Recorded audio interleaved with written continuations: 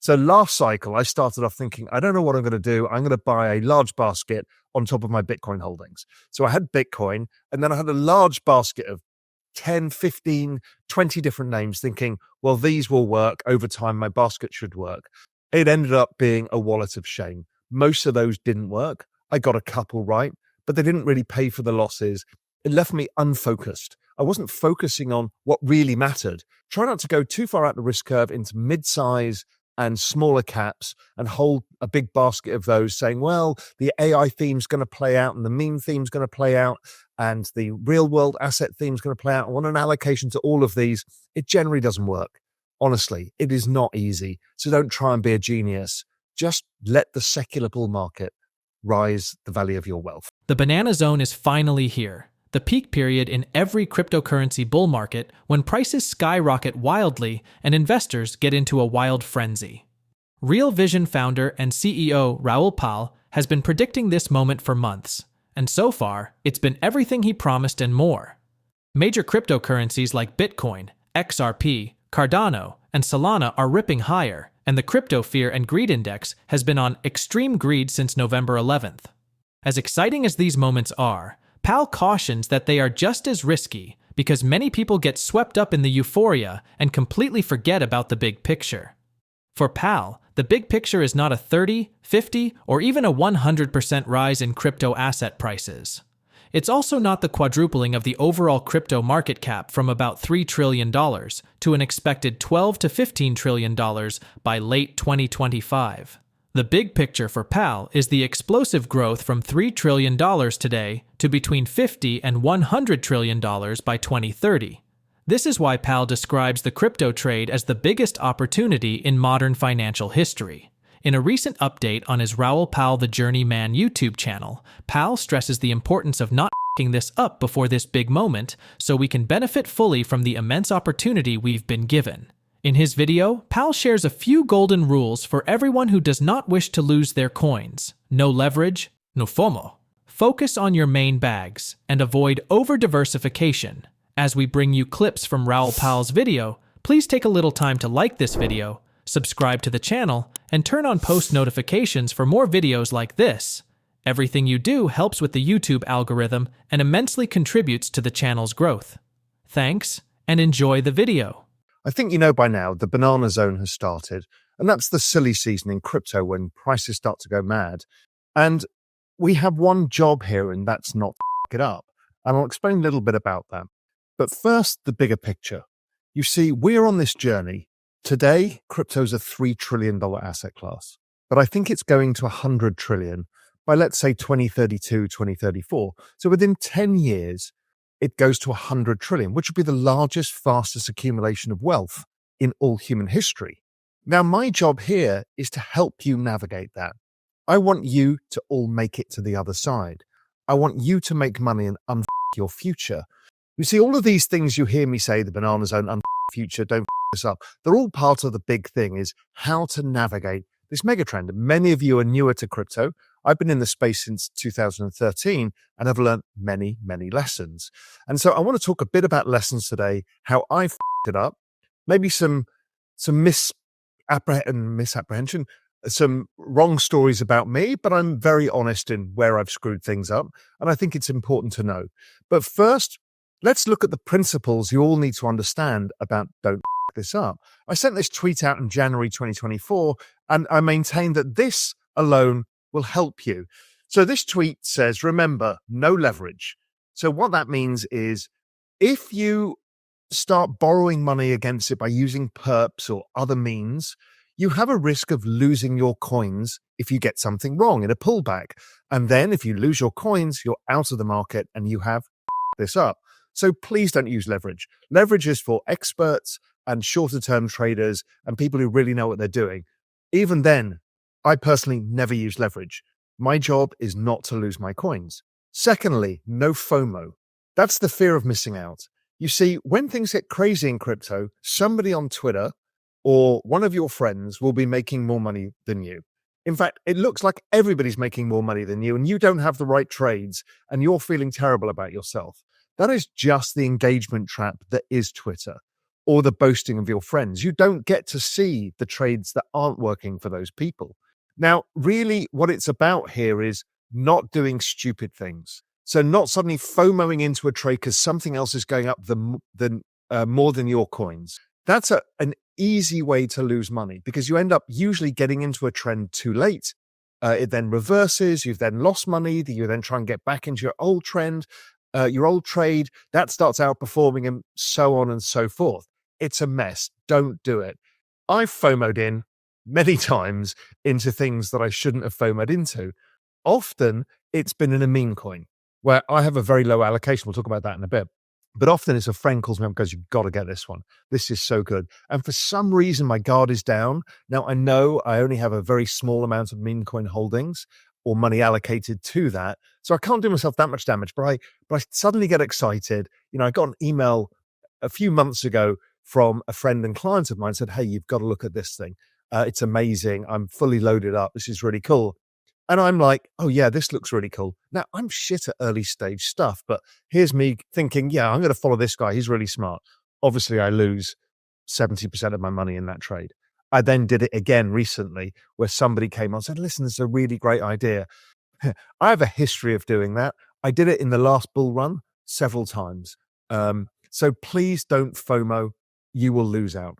If we learned any lessons from the collapses of Celsius, Three Arrows, and Voyager in 2022, it is the danger of leveraged positions, especially when they are carelessly undertaken without professional experience. As juicy as 50 to 100x leverage sounds, it is the fastest way to f this up and lose your coins. This is why PAL often advises caution, particularly for retail investors who may not fully understand the risks involved.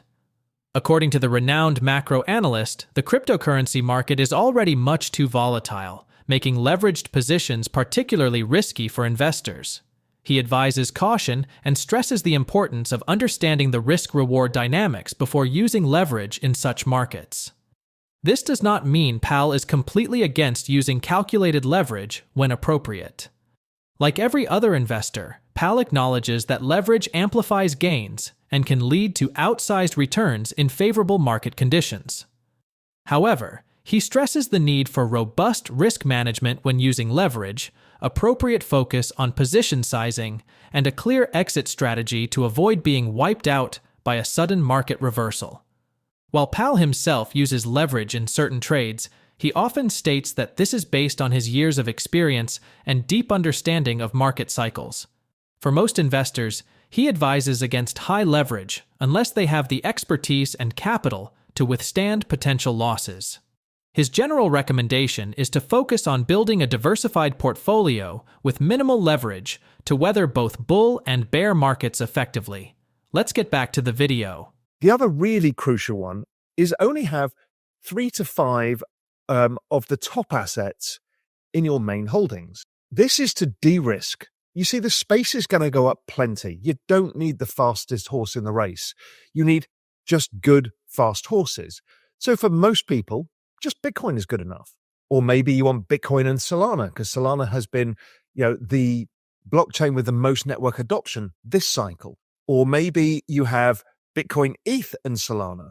And then maybe you want to go a little bit further out the risk curve, whether it's SUI or Celestia or Say or whatever that one is for you. But remember, don't have that as your main holding because, again, we don't want to this up. And the others are proven over time. They have Lindy effects. They survive. And I want you to survive. So don't have this broad portfolio. Now, I've done the broad portfolio trade as well. And I that one up.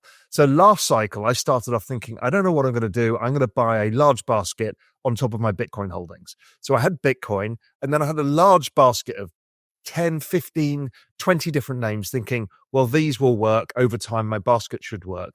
It ended up being a wallet of shame. Most of those didn't work. I got a couple right, but they didn't really pay for the losses. It left me unfocused. I wasn't focusing on what really mattered. And it was my Bitcoin bet and then my switch into Ethereum. That was a big bet. But that wallet of shame is something you'll all go through, but try not to do it. Try not to go too far out the risk curve into mid-size and smaller caps and hold a big basket of those saying, well, the AI theme's going to play out and the meme theme's going to play out and the real world asset theme's going to play out. I want an allocation to all of these. It generally doesn't work. Honestly, it is not easy. So don't try and be a genius. Just let the secular bull market rise the value of your wealth. The other thing here is self-custody. You see, exchanges can blow up. Now, we've got much bigger exchanges and they're super high quality. Coinbase and Kraken, etc. They've proven themselves over time. But generally, the magic of crypto is it's an asset we can self-custody. So that means nobody can take it away from you if something goes wrong. And I think that's one of the key use cases. Now, if you're new to crypto, don't worry about that yet. First, buy your crypto, store it on an exchange, and then go out and buy something like a ledger device and figure out how to use that. That stores your pass key for your crypto in a safe and secure way, so nobody else can get access to it. But again, you need to be really careful where you store your seed phrase that gives access to that. But what it allows you to do is it becomes portable. So if you have to leave a country, have to move around, you can then hide the seed phrase, hide the ledger device, and you're in control of your own assets. That's a really key thing. Having been through the European crisis where they took all your money out of the banks, I think self-custody is incredibly important. You may not think so now, but one day it will be. People lost a lot of money holding it on FTX, for example. Again, that's the reason I like self-custody. Now, for those of you who have more tokens, then you get into a multi-sig world where you have multiple signatures, so nobody can move it without a consensus group of people agreeing to that. So that's the next stage forward, whether it's Gnosis or a number of others that allow you to do that. So those things are important. Don't lose your token. Bitcoin smashed through records on Tuesday, soaring to an unprecedented $93,975, a new all-time high. The leading cryptocurrency surged 3.3% against the US dollar over the past day and has climbed an impressive 7.5% this week. With a market cap now towering at $1.86 trillion, Bitcoin continues to dominate the rapidly evolving digital finance landscape. The day's price rally was fueled by robust trading activity, with $84.79 billion worth of Bitcoin changing hands in just 24 hours. The volatile price action also caused ripples in the derivatives market, liquidating $44.4 million in Bitcoin short positions during the same period. Analysts link the latest price surge to increasing institutional interest, coupled with enthusiasm around regulated trading options associated with BlackRock's IBIT Exchange-Traded Fund, ETF. According to Bloomberg ETF analyst James Seifert, IBIT recorded about $1.9 billion in notional exposure on its first day of options trading. James strongly believes these options were almost certainly a part of the move to the new Bitcoin all-time highs recorded on Tuesday. His Bloomberg colleague Eric Balchunas also talked about the rarity of such first-day figures in a tweet, which reads, $1.9 billion is unheard of for day one. For context, Baidu did $363 million, and that's been around for 4 years. Also, this is with a 25,000 contract position limit. That said, $1.9 billion isn't quite big dog level yet. For example, GLD did $5 billion today, but give it a few more days or weeks. Several prominent investors, including big Bitcoin bull Michael Saylor, have talked about the importance of options trading approval for the spot Bitcoin ETFs. Only IBIT has been approved for now, but James is certain that others will follow within the week. Do you think this is the catalyst that finally pushes Bitcoin to 6 digits? Please drop your replies and comments on Raoul Pal's video in the comments section below. Also, ensure you like this video, subscribe to the channel, and turn on post notifications for more videos like this. Thanks for watching.